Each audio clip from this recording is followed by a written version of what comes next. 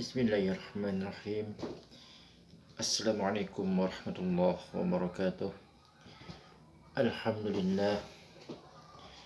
Alhamdulillahilladzi arsala rasulahu bil huda wa dinil haq liyudhhirahu 'alad dini kullihi wa kafa billahi shahida. Asyhadu an la ilaha illallah wahdahu la syarika lah wa asyhadu anna Muhammadan 'abduhu wa rasuluhu la nabiyya ba'dah. Allahumma fasalli wa sallim ala sayyidina Muhammadin kana sadiqal wa'di wa kana sadiqa rasulan wa nabiyyan wa ala alihi wa ashabihi alladhina yuhsinuna islamuhum wa lam yaf'alu syai'an fariyan amma ba'd. Faya ibadallah ittaqullah haqqa tuqatih wa la tamutunna illa wa antum muslimun. Rabbi israh li sadri wa yassir li amri wahlul 'uqdatam min lisani yafqahu qawli. Qala Allah Ta'ala fil Qur'anil Karim, a'udzu billahi minasy syaithanir rajim. Bismillahirrahmanirrahim. Alladzina tatawaffahumul malaikatu thayyibina yaquluna salamun 'alaikum udkhulul jannah bima kuntum ta'malun. Shadaqallahul 'azim. Ikhwatu iman rahimakumullah.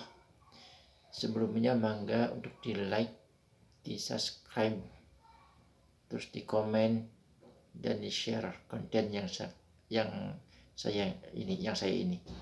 Nah, ikhwatu iman rahimakumullah, pertama-tama marilah kita panjatkan puja-puji syukur kehadirat Allah Subhanahu wa taala yang telah memberikan kepada kita kenikmatan iman dan Islam serta sehat sehingga kita dapat berkumpul dan bermuajahah di tempat kita masing-masing, ya, di tempat kita masing-masing atau di rumah kita masing-masing, dan kita juga dapat melakukan aktivitas silaturahmi di tengah-tengah keluarga kita dan juga tetangga-tetangga kita dan saudara-saudara kita yang seiman dan seakidah dengan kita dan yang sekandung dengan kita. Semoga salam serta salawat selalu dan senantiasa dilimpahkan kepada junjungan kita Nabi besar Muhammad sallallahu alaihi wasallam beserta para keluarganya, sahabatnya dan pengikutnya termasuk kita sekalian hingga akhir zaman nanti. Amin amin ya rabbal alamin. Ikhwati iman rahimakumullah. Sebelum kita ini melanjutkan pembahasan masalah pernikahan, alangkah baiknya juga kita membahas terlebih dahulu mengenai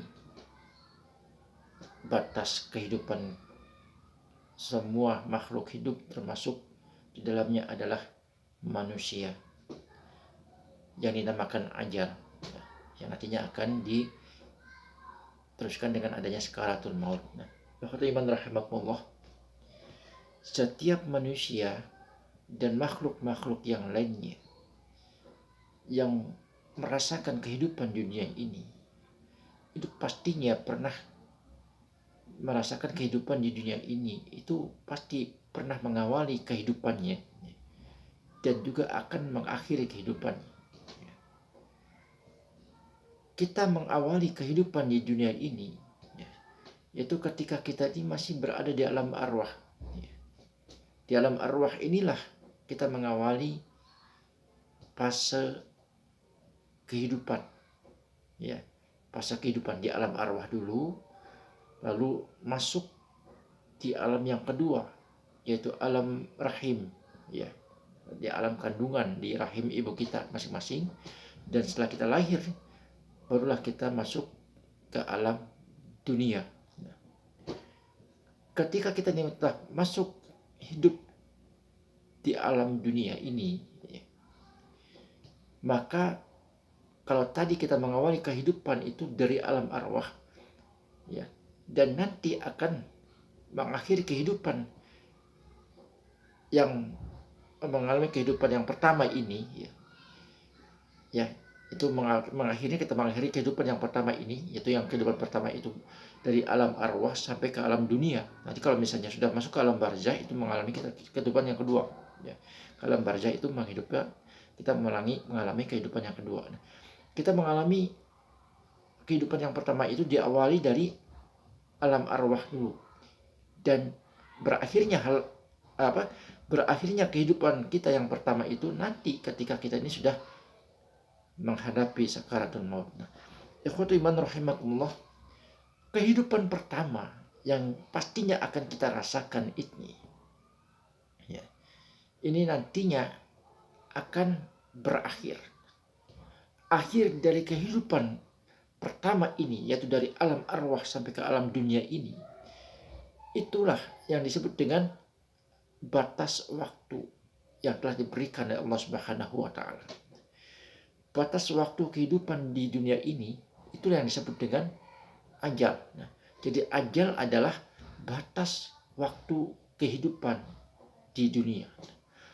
Ketika kita ini sudah sampai ajal kita, yaitu batas waktu kehidupan kita di dunia, maka dimulailah kita ini dalam menghadapi apa yang disebut dengan menghadapi kematian. Nah, dalam menghadapi kematian ini, pastinya akan kita menghadapi berbagai macam cara. Ada yang tertabrak mobil, ada yang sakit, ada yang tenggelam juga ada. Dan proses dalam menghadapi kematian inilah yang disebut dengan sakaratul maut. Kata sakaratul maut itu adalah merupakan sebuah kata yang sering kita dengar, ya, di tengah-tengah keluarga kita dan juga di tengah-tengah tetangga kita atau masyarakat kita, atau ketika kita ini sedang menghadiri sebuah pengajian. Kata sakaratul maut itu sudah sering kita perbincangkan. Nah, akan tapi banyak di antara kita boleh jadi ada yang tidak paham apa itu sakaratul maut.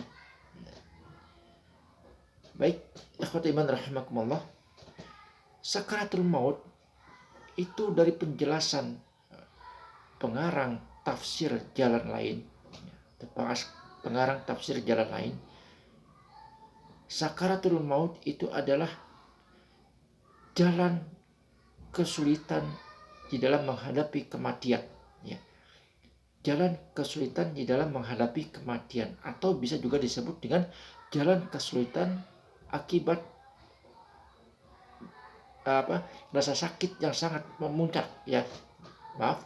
Jadi sekali lagi saya luruskan, menurut pengarang tafsir jalan lain, bahwa sakaratul maut itu adalah rasa sakit yang sangat memuncak, ya, akibat menghadapi kematian.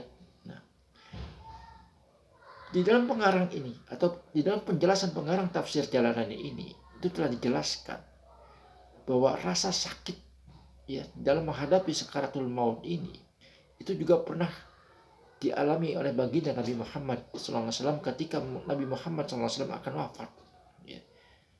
Tentu, ya, sakitnya sakarat atau sakaratul maut yang dialami Nabi itu tidak seberat, ya, rasa sakit sakaratul maut yang dialami oleh manusia biasa seperti kita sekalian. Ya. Itu lebih berat rasa sakitnya. Ya. Oleh karenanya, baginda Nabi Muhammad SAW mengajarkan kepada kita, ya, untuk berdoa kepada Allah Subhanahu wa Ta'ala agar nanti ketika kita ini menghadapi sakaratul maut nanti, itu sakarat dalam menghadapi sakaratul maut ini kita dimudahkan oleh Allah Subhanahu wa Ta'ala. Hadis ini adalah merupakan hadisnya riwayat At-Tirmizi. Ikhwatu iman rahimakumullah. Nah, jadi itu adalah merupakan rasa sakit yang pernah dialami oleh baginda Nabi Muhammad SAW itu tidak seberat, ya, rasa sakit yang telah dirasakan atau yang akan dirasakan umat beliau. Ya. Jadi kita diperintahkan oleh baginda Nabi Muhammad SAW untuk senantiasa berdoa kepada Allah Subhanahu wa Ta'ala agar nanti ketika kita menghadapi sakarat nanti kita ini dimudahkan dalam menghadapinya. Ikhwatu iman rahimakumullah, di dalam menghadapi sakaratul maut, ya, menurut Imam An-Nawawi dalam kitab Al-Ghaith, Qiratul Ghaith, ya, semua manusia yang menghadapi sakaratul maut ini pastinya akan melihat tempatnya ada di mana. Apakah itu di surga atau di neraka. Kalau misalnya mereka telah memastikan penglihatannya bahwa dia tempatnya adalah di surga, maka berbahagialah dia. Dan begitu pula kalau misalnya mereka ini telah melihat bahwa tempatnya itu adalah neraka, maka celakalah dia. Ini lagi sekali lagi, ini tergantung dari amal perbuatan yang telah dilakukan oleh manusia. Apakah amal perbuatan yang dilakukan oleh manusia itu sewaktu mereka hidup di dunia ini, itu mereka senantiasa mengamalkan kebaikan dalam tuntunan syariah, atau mereka mengamalkan keburukan atau kemaksiatan. Ikhwati iman rahimakumullah, menurut Imam An-Nawawi juga masih dalam kitab yang sama, yaitu dalam Qatrul Ghaith, ya. Ketika kita menghadapi sakaratul maut dan telah sampai kepada sakaratul maut, itu semua tobat manusia itu tidak akan diterima oleh Allah Subhanahu wa taala. Mengapa demikian? Karena kalau misalnya kita ini sudah berada dalam ambang kematian dan disebut dengan sakaratul maut, itu tidak ada lagi waktu atau jeda untuk melaksanakan perintah dari Allah Subhanahu wa taala, dan juga kita tidak akan sanggup. Yang kedua adalah kita tidak akan sanggup untuk melaksanakan perintah dari Allah Subhanahu wa taala. Jadi itulah alasan mengapa semua tobat manusia yang dulu pernah berbuat maksiat kepada Allah itu ditolak ketika tobat mereka, ya, mengucapkan tobat di saat mereka sedang berada dalam kondisi sakaratul maut itu tadi, ya. Ikhwatu iman rahimakumullah,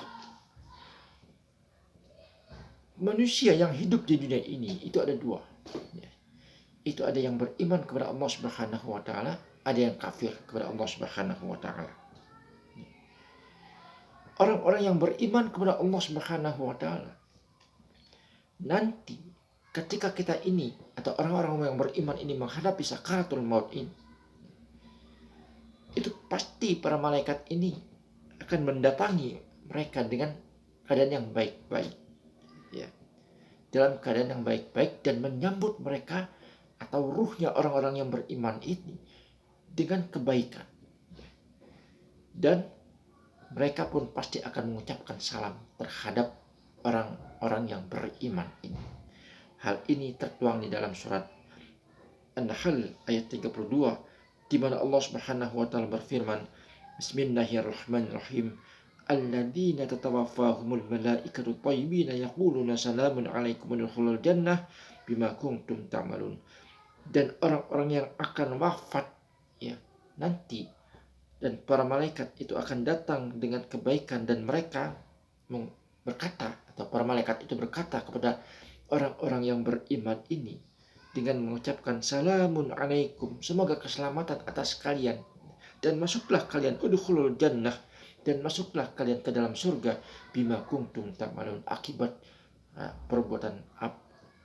apa yang kalian perbuat sewaktu mereka atau kalian hidup, akibat dari apa yang kalian perbuat ketika kalian itu hidup di dunia.